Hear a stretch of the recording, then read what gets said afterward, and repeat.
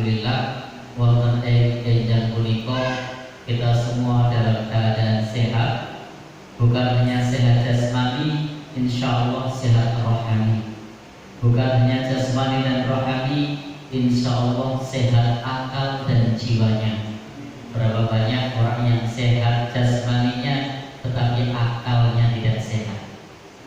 Kita sering menyaksikan ada orang majnun, orang gila, itu mereka sehat jasmaninya, terbukti mereka jarang periksa ke dokter. Pernah lihat orang gila ngantri ke dokter? Tidak pernah ya? Ya? Oh iya, itu khusus. Yang karena kalau di sana yang sakit itu akalnya. Maka yang saya sebut di sini sehat jasmaninya. Kalau ke dokter akal atau dokter jiwanya, ya antri. Tapi jasmaninya jarang antri. Kenapa? Meringan, jarang. Tapi kenapa? Ya karena kotor jiwa. Maka tadi kita bersyukur sehat jasmani, sehat rohani, sehat akal, sehat jiwa. Ada orang yang akalnya sehat tetapi nyun sewu jasmaninya tidak sehat. Ada yang jasmaninya sehat, rohaninya tidak sehat. Ada yang rohaninya sehat tetapi akalnya nyun sewu butuh dibenahi supaya pemahamannya benar. Baik, Bapak, Ibu, ikhwan, akhwat, adik-adik semuanya yang saya hormati. Setelah kita memuji dan bersyukur kepada Allah, salawat dan salam semoga tercurah pada Nabi kita Nabi Muhammad sallallahu alaihi wasallam sebagai uswah hasanahnya, sebagai uswah hasanah kita. Yang ketiga, tolong kalau saya menyampaikan nanti ada yang kurang pas, ada yang keliru, dikoreksi. Ini banyak teman-teman senior saya yang sudah malam melintang di dunia dakwah. Maka kalau keliru, kewajibannya watawasau bil haqqi watawasau bis sabr. Di kesempatan ini saya diminta untuk menyampaikan tema topik yang terkait dengan fikih ibadah. Fikih itu pemahaman. Maka teman-teman semua, kalau kita bicara fikih tidak lepas dari ikhtilaf atau perbedaan pendapat. Maka kalau kita belajar fikih ibadah, kita harus belajar mendewasakan diri kita untuk bisa menerima dan menghargai perbedaan pendapat. Karena dalam ajaran agama kita, kepada yang tidak sama saja kita diajarkan toleransi, apalagi kepada yang satu agama. Maka kalau kepada beda agama kita diminta untuk saling menghormati, untuk bisa menghargai, untuk bisa memahami perbedaan itu, apalagi terhadap sesama Islam. Maka penting bagi kita ketika kita belajar fikih ibadah, mau tidak mau pasti ketemu dengan yang namanya khilafiyah atau perbedaan pendapat. Bahkan kalau ibadah ini mulai dari konsep ibadah saja yang terkait dengan wudu misalnya, itu satu dengan yang lain tidak sama dan semua punya dalilnya. Contoh misalnya kalau dalam mazhab Hambali atau yang biasa dipakai oleh teman-teman Muhammadiyah, ketika berwudu famsahu biruusikum, itu musabnya satu kali. Tetapi kalau kita menggunakan fikih Syafi'i seperti Safinatun Najah atau Abu Syuja misalnya, maka saat berwudu itu mengusap kepalanya 3 kali, dan itu harus dimain jadi dengan air baru ketika mengusap telinga. Jadi kepala dulu, kemudian ambil air lagi dengan yang menempel di tangan untuk telinga. Sementara kalau di mazhab Hambali atau yang biasa dipakai di Muhammadiyah, itu hanya 1 kali dengan air yang sama. Maka jangan kaget nanti teman-teman ketika kita menjumpai perbedaan pendapat. Ada teman yang lain cara wudhunya ambil air, teplik, teplik, teplik. Lalu ambil air lagi, teplik, teplik, teplik. Tapi ada yang ambil air, diusap sampai ke belakang, diusap sampai ke depan, jarinya masuk di dalam sama di luar, diusap. Nah, karena memang ini bagian dari contoh kecil ikhtilaf atau perbedaan pendapat di kalangan para ulama. Baik, demikian pula nanti di dalam masalah sholat nanti juga akan kita temui perbedaan pendapat. Dalam wudhu juga banyak, tidak hanya itu. Yang membatalkan wudhu pun juga berbeda pendapat. Dalam fikih Syafi'i misalnya, ketika bersentuhan dengan lawan jenis, meskipun itu istrinya sendiri, maka wudhunya batal. Jadi kalau teman-teman sudah berwudhu, tidak boleh gandengan sama istrinya.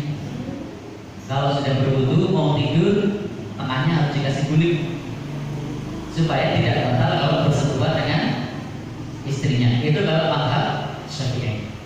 Tetapi kalau Maliki kan tidak. Mazhab Maliki hanya batal kalau bersyahwat. Jadi kalau tidak bersyahwat tidak batal, meskipun bukan mahramnya. Sentuhannya sendiri tidak boleh, tapi kalau kesentuh tidak batal selama tidak ada syahwat. Itu mazhab apa? Maliki.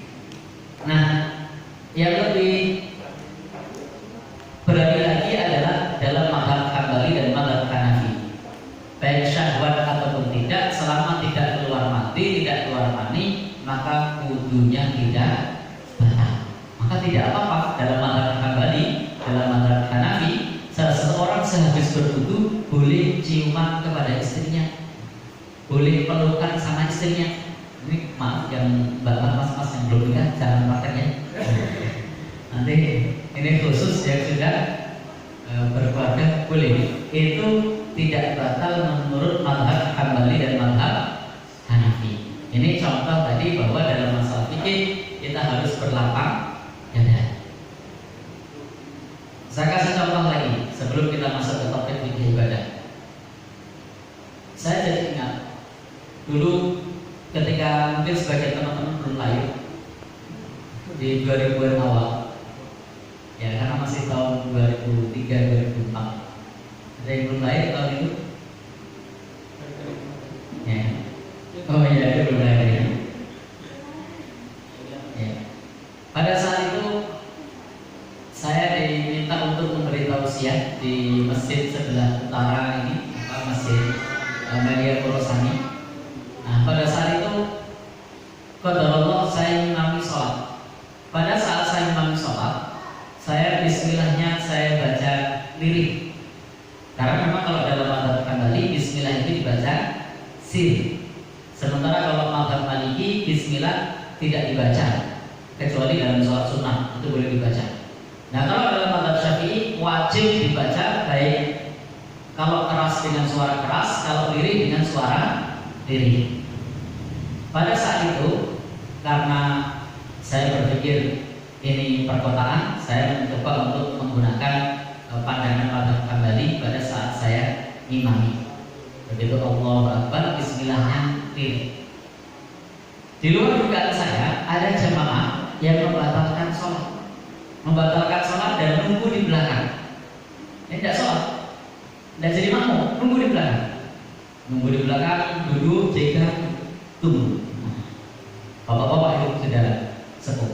Begitu selesai sholat, dia langsung datang ke depan, langsung marah sama saya. Apa-apaan ini?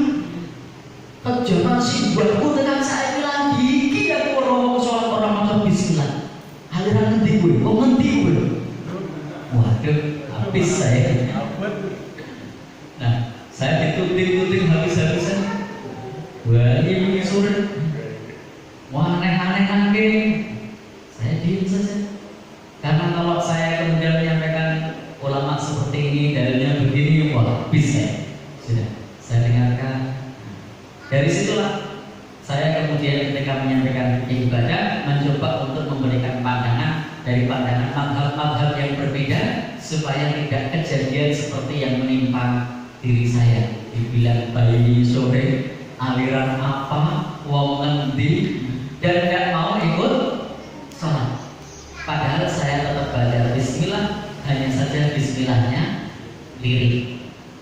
Baik, itu tadi contoh bacaan bismillah pun ulama berbeda pendapat. Saya tidak tahu di sini termasuk lirik keras atau tidak baca. Oh, campur-campur. Oh ya, berarti sudah bisa memahami perbedaan. Baik, kita akan mulai dari mana untuk fikih ibadah? Kita mulai apa dulu? Oh ya, untuk ibadah itu kita sebagai umat Islam punya prinsip. Apa prinsipnya? Bahwa ibadah itu termasuk sesuatu yang sifatnya tauqifi. Jadi ibadah itu sesuatu sifatnya tauqifi. Tauqifi itu paketan. Kalau teman-teman pernah kuliah di bangku kuliah semester pertama itu biasanya paketan. Tidak bisa milih dosen, tidak bisa milih jam. Bisa tidak? Tidak bisa kan? Ibadah itu tauqifi seperti itu. Tidak bisa milih waktunya, tidak bisa milih caranya, tetapi kita ikut apa adanya yang sudah dituntunkan. Itu namanya tauqifi. Jadi paketan dari Rasulullah itu begitu. Subuh itu 2 rakaat, zuhur itu 4, asar itu 4, maghrib itu 3, isya itu 4. Waktunya juga begitu. Sudah paketan. Artinya tidak bisa diotak-atik. Karena ibadah itu tauqifi, harus mengacu kepada tuntunan. Seperti tadi kalau saya umpamakan teman-teman kuliah baru semester pertama itu tidak bisa diotak-atik, jamnya ya segitu, dosennya ya itu, mata kuliahnya ya itu namanya tauqifi, paketan, tidak bisa diubah, ikuti sesuai yang dituntunkan.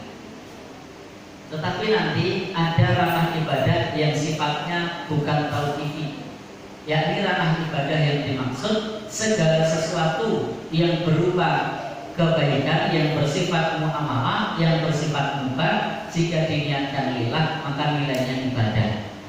Kalau ini bebas. Tapi kalau bagian yang pertama tadi, jika situ mencakup zikir-zikir, mencakup ketentuan waktu, mencakup ketentuan cara beribadah, maka harus ada tuntunannya. Tetapi segala sesuatu yang tidak terkait dengan zikrullah tertentu, dengan waktu tertentu, maka itu kalau diniatkan nilainya adalah ibadah. Contoh makan kan muamalah. Makan ini sifatnya mubah. Bahkan kalau kita dalam keadaan lapar, hukumnya wajib. Makan atau minum hukumnya apa? Mubah, bahkan bisa jadi wajib. Ini nilainya biasa saja. Tapi kalau saya bismillah niatkan lillah, nilainya ibadah. Contohnya seperti ini, bismillah. Nah ini ibadah. Jadi ini nilainya ibadah. Padahal ibadah kok bukan. Artinya segala sesuatu yang mubah, yang dibolehkan oleh agama kita, jika diniatkan karena Allah, nilainya ibadah. Nah ini bisa apa saja. Ada yang ngetik di komputer, di laptop, pada saat ngetik niatkan lillah, maka ngetiknya itu bernilai ibadah. Ada yang ngomong babynya, diniatkan lillah, maka ngomong babynya itu nilainya ibadah. Ada apa lagi? Ngantar maknya ke pasar, dari Ahad kan? Pasar mana biasanya? Ke pasar Pundong. Diniatkan lillah, maka itu nilainya ibadah. Nah, yang ini bebas. Apa saja yang mubah, yang tidak dilarang dalam agama kita, itu bisa bernilai ibadah. Tetapi kalau sudah menyangkut zikir-zikir dengan waktu tertentu, dengan hitungan tertentu, maka itu harus ada tuntunannya. Maka ibadah itu paketnya satu, harus niat ikhlas karena Allah Subhanahu wa Ta'ala. Jadi harus ikhlas. Yang kedua, dia di dalam ibadah itu harus ittiba Nabi dalam hal satu bilangan. Jadi dalam ibadah kita tidak boleh menentukan bilangan. Maka ikuti bilangan sesuai dengan tuntunannya. Contoh tadi rakaat zuhur, bilangannya berapa? Boleh tidak kalau saya suatu saat saya rokaatnya kok 4 sih? Ini siang-siang waktunya istirahat kenapa 4? Tak 2 aja, yang 2 tak gabung sama subuh. Boleh tidak? Tidak boleh. Bahkan andai pun saya berpikir biar bedanya tambah sehat, lalu sholat subuh, zuhur, asar, maghrib, isya saya kumpulkan di waktu pagi sekalian olahraga. Ngirit senang. Boleh tidak? Tidak boleh. Karena bilangannya sudah ditentukan. Berapa tadi? Misalnya 4, 3, 2 dan seterusnya. Kemudian yang ketiga tadi apa? Ikhlas. Kemudian bilangan. Yang ketiga adalah waktu. Waktunya juga tidak boleh diotak-atik. Kalau sudah ditentukan waktunya, ikuti ketentuan waktu yang sudah dituntunkan. Jadi ikuti ketentuan waktu yang sudah dituntunkan. Tahajud jam 2 siang. Boleh tidak? Tidak boleh. Nah, padahal kan lebih enak kalau 2 siang Pak. Kalau malam kan ngantuk. Kalau 2 siang kan lebih enak. Waktunya senang kan? Siang lagi. Tidak berat. Kenapa tidak boleh? Karena tidak sesuai dengan tuntunan mengenai masalah waktunya. Maka tidak boleh kita menentukan waktu sendiri. Berikut. Ya, waktunya adalah saat orang-orang berselimut, saat orang-orang tidur. Wan nasu niyam, pada saat orang-orang sedang tidur. Maka jangan coba-coba menentukan waktu sendiri di dalam beribadah, di dalam berdoa. Ikuti waktunya sesuai dengan ketentuan yang sudah ditentukan. Misalnya teman-teman ketika mau sholat sudah ada aturan waktunya, ikuti waktunya. Ada ketentuan zikir pagi petang, sudah ada ketentuan waktunya, ikut waktunya. Waktunya pagi dan petang, ya sudah, lakukan pagi dan petang. Baik. Yang berikutnya tadi ikhlas, bilangan, waktu, apa lagi? Ada yang tahu? Yang harus ikut tuntunannya. Yuk coba ingat-ingat tempat. Kalau Al-Quran atau hadis Nabi sudah menentukan tempatnya, maka ikutilah ketentuan tempat yang sudah ditentukan oleh syariat. Syariat menentukan tempat ketika kita berhaji di mana? Maka boleh tidak kalau kita buat Ka'bah buat belum itu biar lebih dekat? Atau mungkin mah di Paseban biar dekat? Nggak boleh. Kan hebat itu, hemat biaya, bisa haji tiap tahun kan, tempatnya dekat. Tetapi ternyata karena tempatnya tidak sesuai tuntunan, maka itu tidak boleh. Jadi tuntunan apa tentang tempat maka ikuti.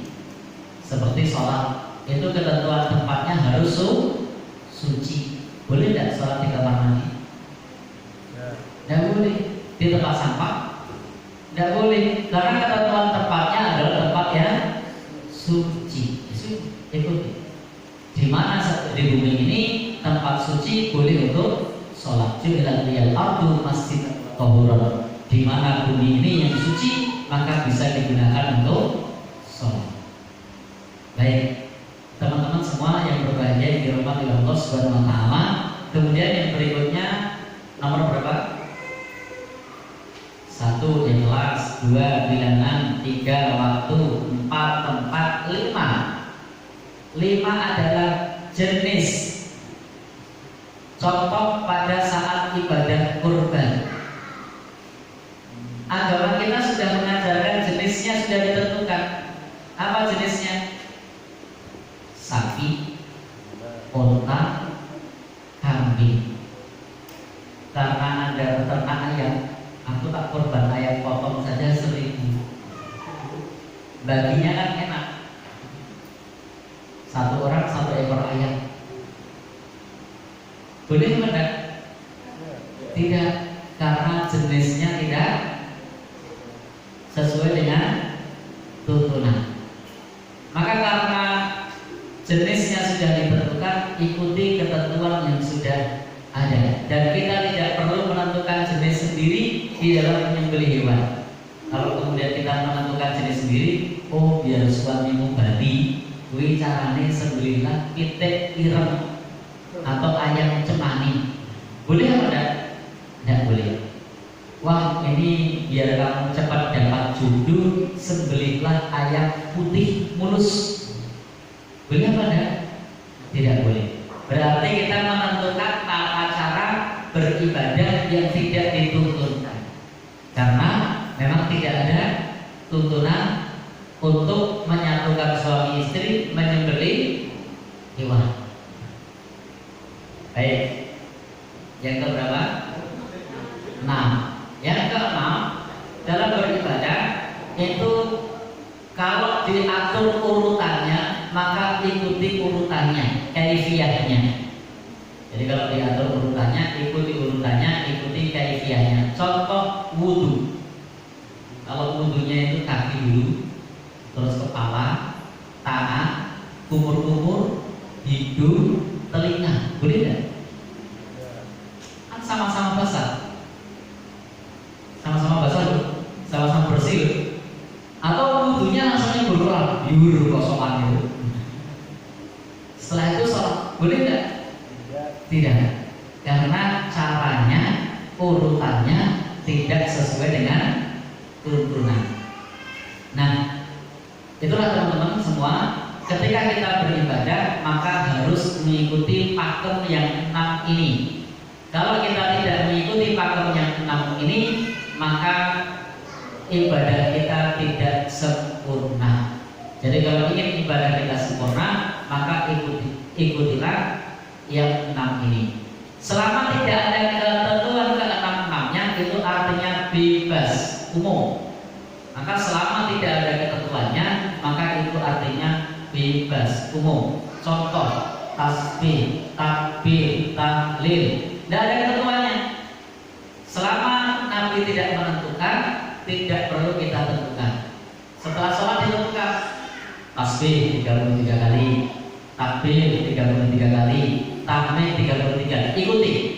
Tapi di luar sholat kalau ada mau tasbih, ada mau takbir, ada mau tahlil, bebas, karena tidak ada ketentuannya.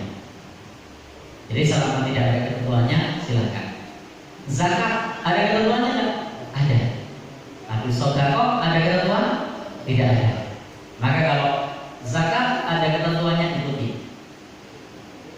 Sesuai dengan nisabnya, sesuai dengan haulnya. Tetapi kalau sedekah berhubung tidak ada ketentuannya, maka bebas, bisa sedekah kapan saja, bisa sedekah apa saja. Inilah yang penting untuk kita perhatikan di dalam ibadah agar ibadah kita diterima. Maka dalam kaidah ibadah itu adalah bahwa al-aslu fil ibadah, hukum asal di dalam masalah ibadah itu adalah haram. Jadi ibadah itu hukumnya haram kecuali ada dalil yang memerintahkan. Jadi ibadah itu hukumnya adalah haram kecuali ada dalil yang memerintahkan. Jadi kalau ibadah jangan tanya larangan. Kalau ibadah jangan tanya larangan. Tapi ada enggak tuntunannya? Tetapi kalau muamalah jangan tanya tuntunan, ada enggak larangannya. Jadi kalau muamalah contoh misalnya HP, jangan tanya ada enggak tuntunannya pakai HP. Baju, ada enggak tuntunannya pakai baju. Apalagi misalnya batik, jangan tanya ada enggak tuntunannya pakai batik. Nanti makan nasi, ada enggak tuntunannya makan nasi. Jangan tanya tuntunan. Maka dalam masalah muamalah di luar ibadah itu prinsipnya adalah selama tidak dilarang hukumnya boleh. Jadi kaidahnya al-aslu fil asya, hukum asal dalam segala sesuatu di luar ibadah itu adalah ibahah, boleh. Jadi kalau itu sesuatu di luar ibadah, selama tidak ada larangannya, hukumnya boleh. Maka tidak tepat ketika kita menanyakan dalil tentang sesuatu yang sifatnya muamalah. Ada orang pakai celana jeans, lalu bilang, oh ini celana bid'ah nih, tidak ada turunannya. Mana dalilnya pakai celana jeans? Ini salah kaprah. Selama tidak ada larangannya berarti boleh. Kalau ada larangannya kenapa? Oh karena ketat, berarti tidak bolehnya bukan karena jeans, tapi karena ketat. Oh kalau karena pendek sehingga auratnya kebuka, berarti larangannya bukan karena jeansnya, tetapi karena pendeknya. Bisa dipahami ya? Nah, demikian pula dalam masalah hukum adat istiadat. Dalam hukum adat istiadat itu semuanya boleh selama tidak bertentangan dengan tuntunan syariat. Al aslu fi adatina al-ibahah hatta yajib sharifal ibahah. Hukum asal segala sesuatu boleh selama tidak bertentangan dengan tuntunan agama. Itu yang terkait dengan adat istiadat. Maka hendaknya kita sebagai umat Islam di dalam bersikap itu bisa membedakan dalam ibadah. Gimana sikap kita? Kerjakan yang ada tuntunannya. Dalam masalah muamalah, jangan kerjakan kalau ada larangannya. Dalam masalah adat, selama tidak bertentangan bisa kita jalankan. Jadi semua kaidahnya berbeda. Jadi ada adat di tempat kita, kalau di tempat saya ada adat ronda, ada gotong royong misalnya. Jangan tanya mana dalil. Ada nggak? Ini mengejar ribut ini. Nggak ada, karena ini adalah masalah adat istiadat, tidak bertentangan dengan tuntunan agama. Yang mau ronda-ronda aja. Ada tilik bayi amplopi, mana dalilnya tilik bayi amplopi? Yang tidak ada. Ini adat istiadat, silahkan tilik bayi, silahkan amplopi. Ini masalah adat tidak bertentangan dengan tuntunan agama. Lalu kemudian yang punya bayi masih boleh-boleh. Mana dalilnya masih boleh-boleh? Ini ada istiadat selama tidak bertentangan boleh. Baru kemudian adat istiadat ini bertentangan dengan tuntunan agama, maka adat istiadat ini jangan diteruskan, tapi kita tinggalkan. Misalnya adat istiadat kalau di daerah Puloman itu ada, di sana kalau ada orang mantenan itu adat istiadatnya harus melepaskan ayam di perempatan Palbapang sebagai tolak bala. Nah ini keliru. Kenapa? Karena ada keyakinan yang menyimpang, menganggap bahwasanya kalau tidak melepaskan ayam akan celaka. Di sini ada seperti itu, Pak. Tan Putih. Oh, jembatan. Nah ini adat yang ribut, Pak. Ini adat yang bertentangan dengan keyakinan kita umat Islam. Dalam keyakinan umat Islam berikut bahwa ma asobaka lam yakun liyuhti'aka wa ma akhta'aka lam yakun liyusibaka. Apa yang menimpamu tidak akan luput darimu, apa yang luput darimu tidak akan menimpamu. Qadarullah wa ma syaa fa'ala. Semuanya takdir Allah, apa yang Allah kehendaki pasti akan terjadi.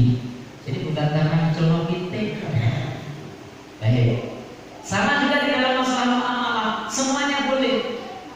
Tiba-tiba kemudian kita lihat ada tulisan sate tongseng B1 B2. Boleh nggak? Nggak, karena ada larangannya. Dengan ada larangannya. Tapi selama tidak ada larangannya, mau rica-rica kelinci, kelinci tidak ada larangannya. Mau rica-rica apa lagi misalnya? Selama tidak ada larangannya, boleh. Mau hewan apa?